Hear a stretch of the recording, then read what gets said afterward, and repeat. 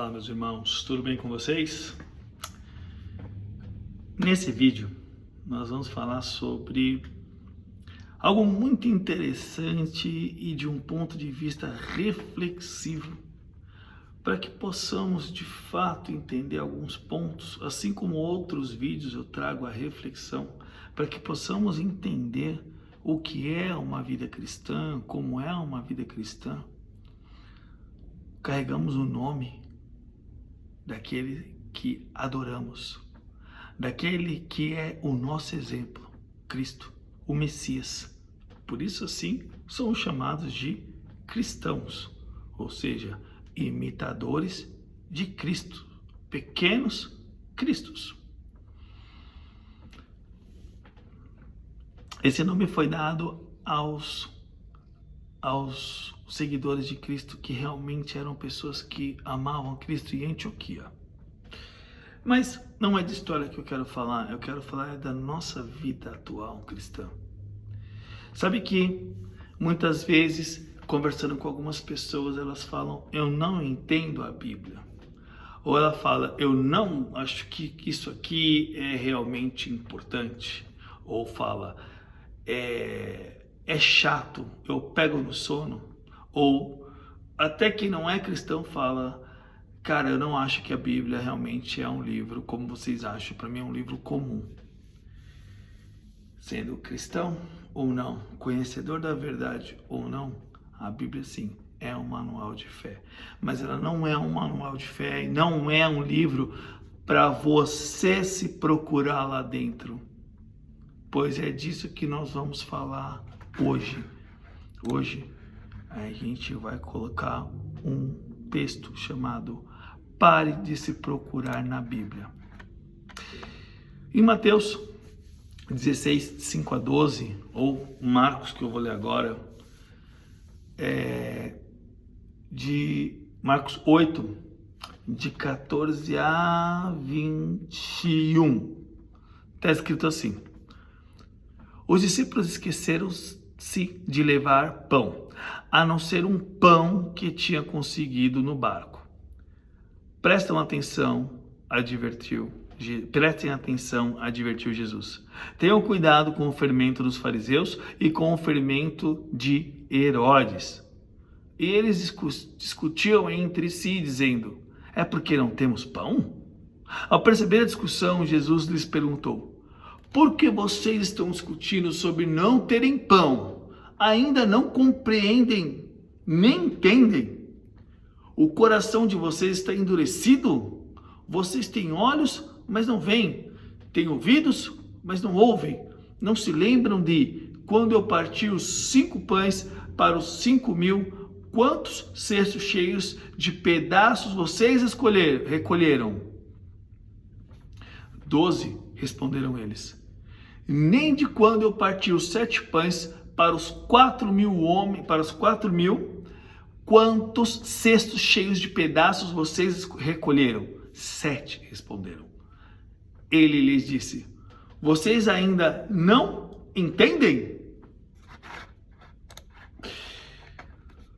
Tende olhos e não vedes? Tende ouvidos e não ouves? Não vos lembrais? Marcos 8, 18. Essa pergunta me assusta profundamente. Jesus não fez aos fariseus, aos escribas ou à multidão que ainda não o conhecia. Essa pergunta foi direcionada aos seus próprios discípulos. Homens que caminhavam diariamente ao seu lado, ouviam seus ensinamentos, contemplavam seus milagres e viam aquilo que milhares de homens desejaram contemplar ao longo da história da redenção. E ainda assim Jesus lhe pergunta, tende olhos e não vedes? Percebe que o problema nunca foi a ausência de olhos, o problema sempre foi a ausência de visão. Os discípulos possuíam olhos, mas continuavam a não enxergar. Isso me faz pensar que talvez a pergunta do Senhor Jesus continue ecoando sobre sua igreja ainda hoje. Por que vocês ainda não conseguem enxergar? Talvez não estejamos cegos quanto às grandes doutrinas das Escrituras. Talvez estejamos cegos para aquilo que sempre esteve diante dos nossos olhos: Cristo.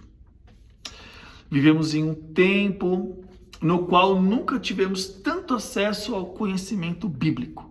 Temos centenas de traduções das Escrituras, milhares de sermões disponíveis, bons livros, comentários bíblicos e excelentes estudos teológicos. Entretanto, pergunto-me, e não estamos lendo a Bíblia do lado errado? Abrimos as Escrituras procurando nossas bênçãos, nossa prosperidade, nossas realizações, nossos sonhos, nossos interesses, nossas respostas. Perguntamos constantemente: o que Deus tem para mim hoje? E começa: como prosperar na minha vida? Como Deus resolverá os meus problemas? Como posso ser feliz? Não me entenda mal. Deus é Pai amoroso que cuida dos seus filhos. As Escrituras estão repletas das suas promessas, do seu amor, do seu cuidado e da sua provisão. O problema nunca foi recebermos as bênçãos do Senhor. O problema começa quando fazemos das bênçãos a finalidade da nossa caminhada cristã. Talvez exista uma pergunta melhor a ser feita quando abrimos as Escrituras: o que Deus deseja me mostrar sobre si mesmo? Ou o que Deus deseja me mostrar sobre o seu filho?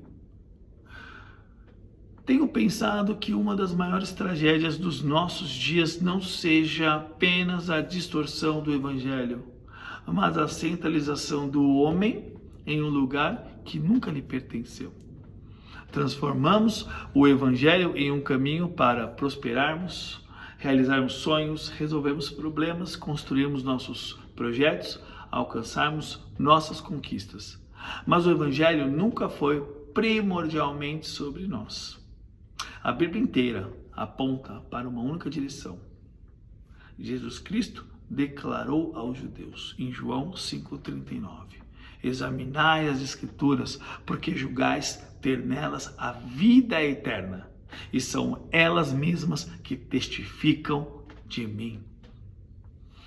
Que afirmação extraordinária, meus irmãos. As Escrituras não foram dadas para que encontrássemos a nós mesmos. Elas nos foram dadas para que encontrássemos Cristo. Talvez seja justamente aqui que existe uma grande miopia espiritual em nossos dias. Procuramos princípios para uma vida melhor quando deveríamos procurar o Senhor da vida. Procuramos os presentes quando deveríamos procurar o doador. Procuramos as bênçãos quando deveríamos procurar aquele que é infinitamente mais precioso do que todas elas. Penso que existe uma oração que está faltando em nossos dias. Não seria: Senhor, abençoe-me, nem Senhor, realize meus sonhos, muito menos Senhor, prospera meus caminhos. Mas simplesmente: Senhor, retira a catarata dos meus olhos. Porque me parece que essa oração percorre toda a história da redenção. Foi a oração do cego de Jericó. Senhor, que eu torne a ver. Em Lucas 18:41. Esse é um pedacinho, mas tem muito mais. Foi a oração implícita de Paulo pela igreja em Éfeso. Iluminados os olhos do vosso coração, para saberdes qual seja a esperança do seu chamamento. Talvez essa também precise ser a nossa oração. Senhor, quer que eu volte a enxergar não apenas as verdades das Escrituras, mas a beleza do teu Filho revelada em cada uma das suas páginas. Quando começamos a abrir as Escrituras sem procurarmos nossa prosperidade, nossos interesses, realizações, nossas respostas, nossos sonhos, e começamos a procurar a vontade de Deus, sua glória, seu caráter, sua beleza, seu filho, talvez começaremos a enxergar aquilo que sempre esteve diante dos nossos olhos. Há algo extraordinário nas palavras do autor de Hebreus, olhando firmemente para o autor e consumador da nossa fé, Jesus Cristo. Hebreus 12, 2. Observe que o convite não é para olharmos firmemente para as bênçãos do Senhor, mas para o Senhor das bênçãos. Não é para olharmos para aquilo que recebemos das suas mãos, mas para aquele que estendeu as suas mãos na cruz. O convite sempre foi para olhar para Cristo. Mas existe algo ainda mais extraordinário nas Escrituras. Nós nos tornamos semelhante àquilo que contemplamos. Paulo escreve em 2 Coríntios 3,18: E todos nós, com os rostos desvendados, contemplando como espelho a glória do Senhor, somos transformados de glória em glória na sua própria imagem, como pelo Senhor, o Espírito. Perceba a progressão do texto. Primeiro, contemplamos. Depois somos transformados e por fim nos tornamos semelhantes ao Filho. Em Romanos 8:29 nos ensina qual foi o propósito eterno do Pai. Porquanto aos que de antemão conheceu, também os predestinou para serem conformes à imagem do seu Filho.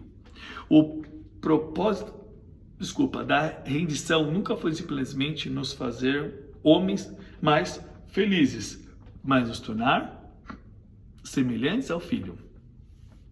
Quanto mais contemplamos a Cristo, mais o conhecemos, mais o amamos, mais morremos para nós mesmos, mais nos parecemos com Ele. Talvez o nosso maior problema nunca tenha sido deixar de conhecer a nós mesmos. Talvez o nosso maior problema tenha sido deixar de contemplar o que Deus nos criou. Porque somente quando os nossos olhos voltarem a contemplar a beleza do Filho, compreenderemos que não fomos salvos para os nossos sonhos, para as nossas realizações ou para a nossa própria glória. Fomos salvos para Deus. A Bíblia começa dizendo em Gênesis 3:9: Onde estás? A caminhada cristã continua dizendo, olhando firmemente para o autor e consumador da fé, Jesus, e termina dizendo, eles contemplarão a sua face, em Apocalipse 22:4.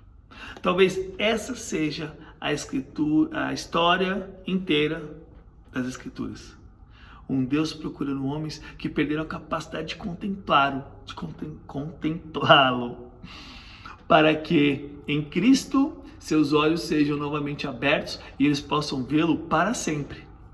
Por isso, pare de se procurar na Bíblia, procure Cristo. Por quê? No final da história, descobriremos que o maior presente que Deus poderia nos dar nunca foi o céu, as bênçãos ou mesmo todas as promessas de redenção. O maior presente sempre foi Ele mesmo. E talvez somente quando aprendermos a olhar firmemente para o autor e consumador da nossa fé, compreenderemos que existe um dia sendo preparado desde o Éden para todos aqueles que foram alcançados pela graça. Um dia em que não haverá mais pecado, nem lágrimas, nem morte, nem separação. Um dia em que já não procuraremos Cristo nas páginas das Escrituras, porque estaremos diante dele. E então, a maior promessa da palavra de Deus será finalmente consumada. Eles contemplarão a sua face. Meus irmãos, espero que essa reflexão sobre enxergar a Cristo nas palavras, enxergar a Deus, entender o que Deus tem para nós na Bíblia, encha o seu coração. Coloque no seu coração a vontade de ir para as Escrituras e se debruçar nela e querer de fato conhecer quem foi que te deu o fôlego de vida e que tem um plano para realizar na sua vida. não um plano para a sua vida, um plano dele que vai usar a sua vida para realizar, para contemplar, glorificar e honrar o nome de Deus. Espero que essa reflexão encha o seu coração de alegria, encha o seu coração de curiosidade e que quando você se debruçar nas palavras, você olhe para Cristo e o plano de Deus. Tá certo? Um grande abraço, valeu!